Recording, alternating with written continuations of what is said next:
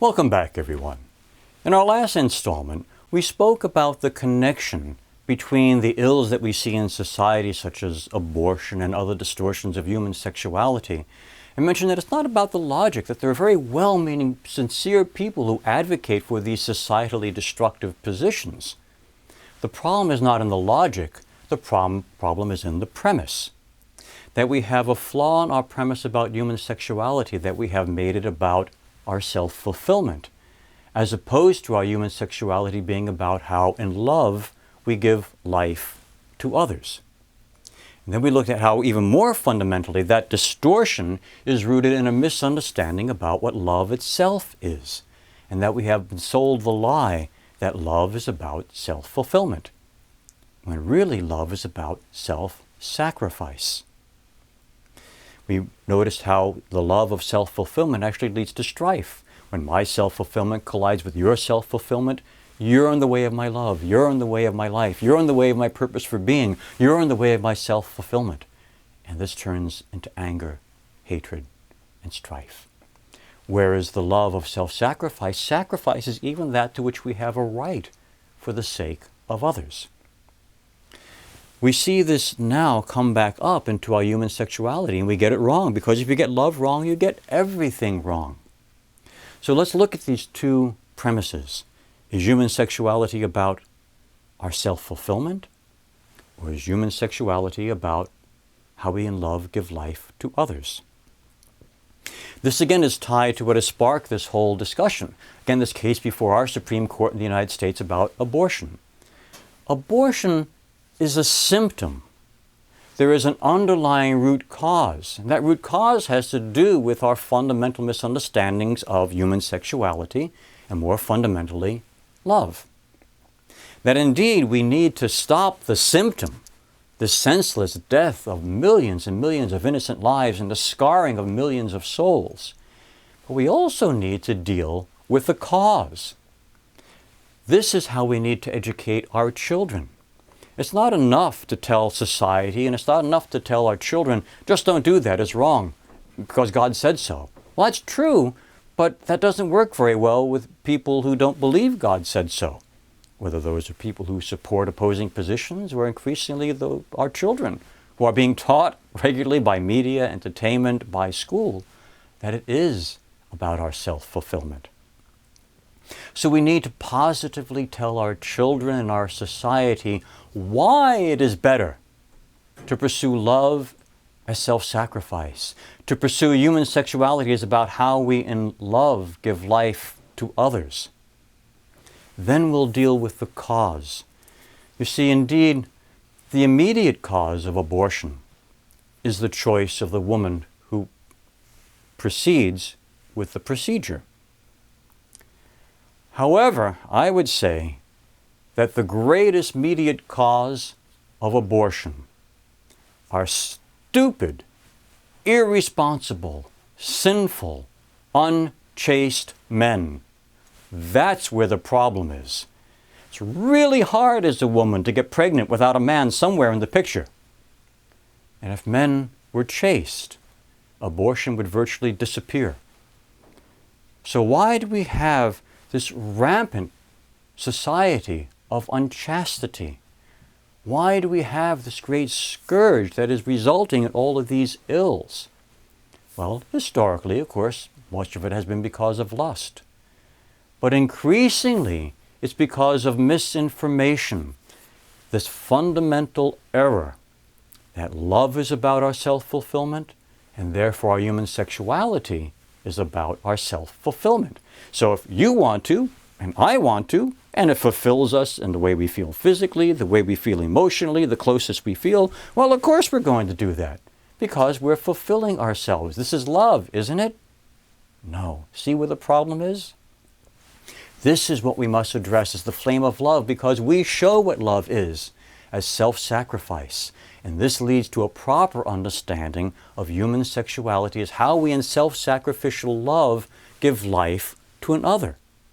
So even if you want to, and I want to, and our bodies are screaming at us that we should, we don't.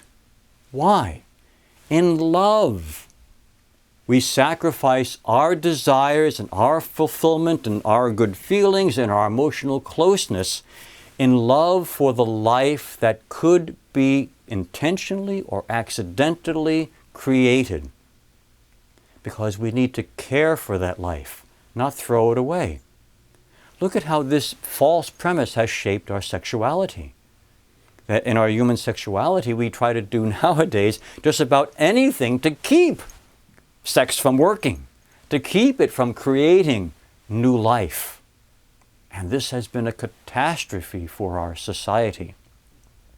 So let's examine this premise. When we separate human sexuality from either love or life, really bad things happen. Now in the past, sadly, sometimes we forgot about the love part, and that was bad. We don't want to go back to those days.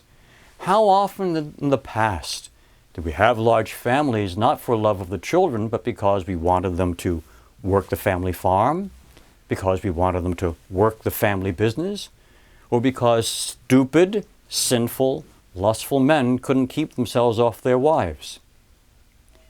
And so we have children who are scarred because they're not wanted, they're not loved. They're just tools or accidents or whatever they might be. We don't want to go back to that. But we also don't want to pursue the worst new days rather than the bad old days. We want to create the good new days where our children learn what human sexuality is about, that it needs both love and life.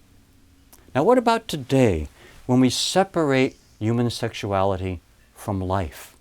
Well, this, just like separating from love, is a catastrophe. When we do it, terrible things happen. What kind of terrible things happen? When we are engaging in sexual activity separated from life, what happens when life happens? What happens when life happens? We say, well, the answer is contraception. It's not working. In fact, there was a very interesting article published by, was it the National Federation for Abortion, that was comforting women who were having abortions, saying that it's not your fault that an average woman with a sexual life over 30 years on birth control is not perfect, and they can expect to have a couple of pregnancies over their lifetime. So what do we do when this life comes along that's not wanted? What happens when we separate our human sexuality from life? Well,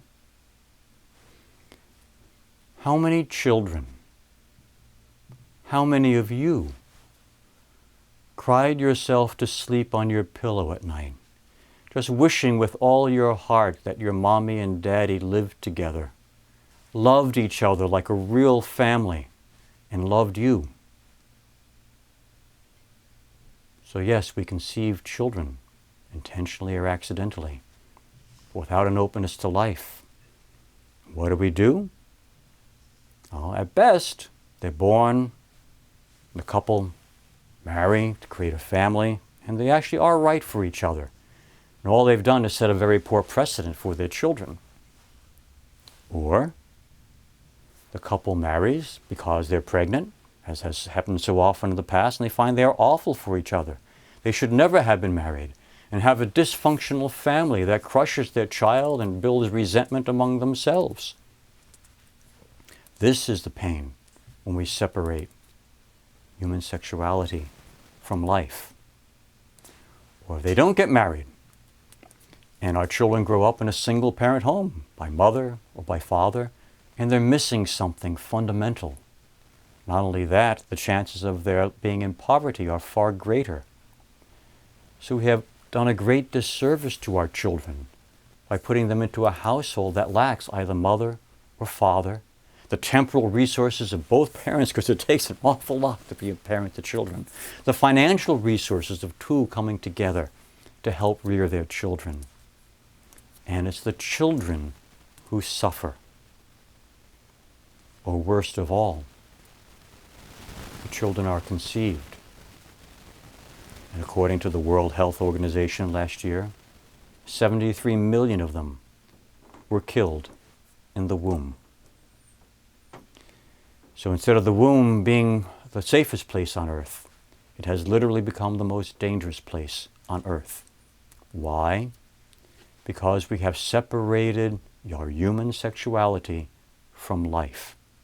And when life happens, now it's not a gift, it's a problem. This is the problem of this wrong view, this distortion of human sexuality. And it does more. It's not just the children, but the children are the ones who primarily are trampled. But there are other things that happen to us as well. We sell people on the lie of safe sex. Safe from what? Safe from the heartache of having sexualized a relationship that breaks up, that shouldn't have been in the first place? Safe from the sexual diseases that are a pandemic in the world? Yes, the pill may make us safe from getting pregnant most of the time. It's not going to help us from contracting a sexual disease. Even condoms have a wide variety of how their effectiveness. And if everything was working fine, why do we have such a problem? Why do we have the heartbreak of what happens with those sexually transmitted diseases? But there is even more. When we build the habit of infidelity, we destroy relationships. Somehow we miss the point that we're supposed to be faithful to the person we marry before we've even met them. Not doing whatever we want to do for our self-fulfillment and our human sexuality, and then maybe we'll commit ourselves to a person. I can't tell you how many people I know whose hearts have been broken because they wanted a faithful monogamous relationship. And they found that their partner had just built the habit of infidelity. Because our lives were all about our self-fulfillment after all, weren't they? And so was all of our sexual activity. When we separate human sexuality from either love or life, terrible things happen.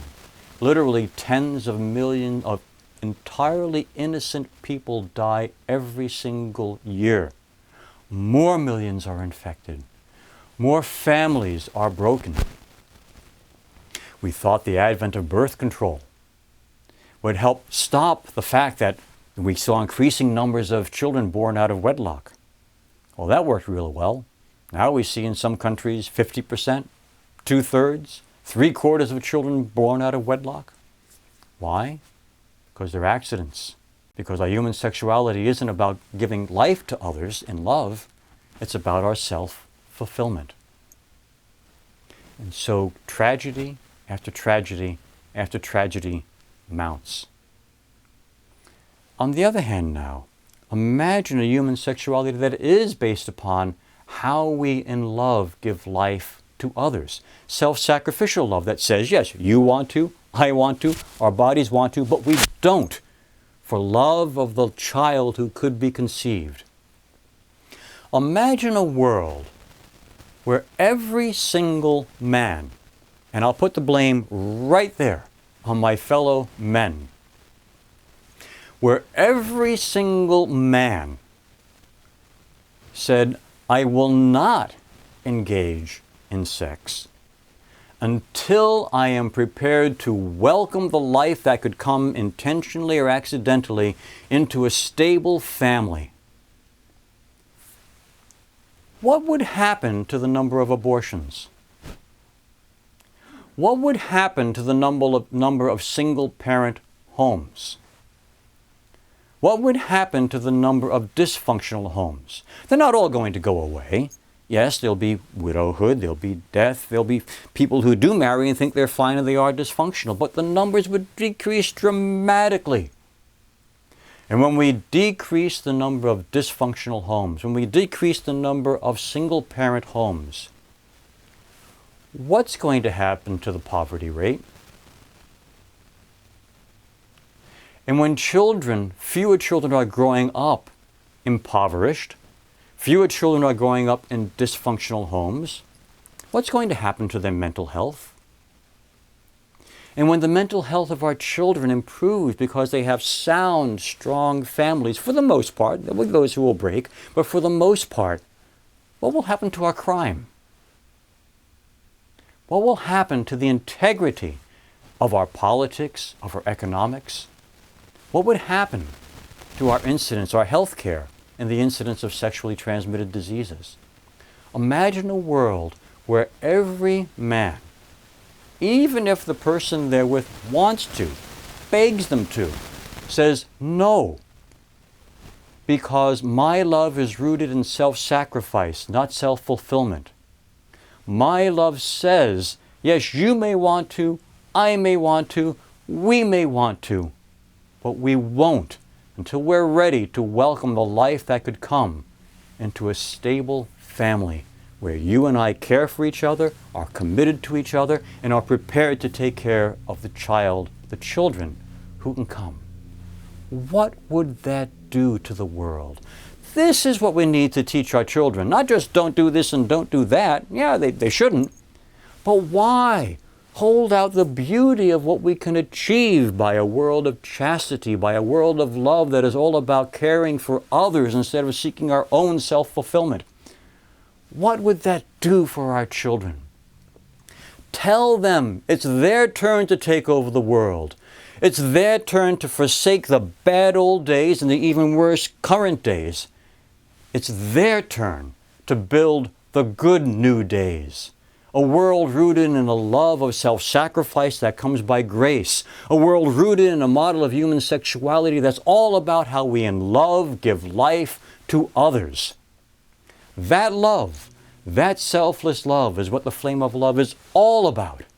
That's why we do the things we do. That's why we seek the path of grace. That is the ultimate effect of grace, that we love as God loves, the God who emptied himself to take flesh and to save us, the God who voluntarily mounted the cross and stayed there every moment of suffering when he could have left to save us. That's the love that the flame of love lives. Every time we choose a tasteless meal, every time we choose to fast, every time we choose to get up for the salvation of others and pray at night, every time that we turn away from the entertainments for our self-fulfillment and give our time to prayer and to service for others, every time we are willing to embrace our sufferings rather than run from them because they're valuable to others and bring about salvation for others. Yes, we in the flame of love are critical to turning the tide of how the world looks at love. Yes, we need to speak. Yes, we need to teach. But most of all, we need to live. And when people see the people of the flame of love living a life of grace, the life the church should always be living, all people in the church, that's the great miracle our Blessed Mother promises. When countless millions, when families are filled with grace, and they show forth what a love that is rooted in self-sacrifice really means, the world will take notice and wake up from this horrible dysfunction and distortion of our human sexuality all about us and our self-fulfillment, and come to see the beauty of a life that we could have if our human sexuality became about how we in love give life to others, if it became all about the children and not about us, if it became about other instead of ourselves. If yes, even our human sexuality was transformed by the effect of grace, of the flame of love of the Immaculate Heart of Mary. That's our job. That's what we're called to do. Teach our children. Our children are the ones who will take the next step of building the good new days, of living the life of grace of the flame of love. Bring them to the flame of love.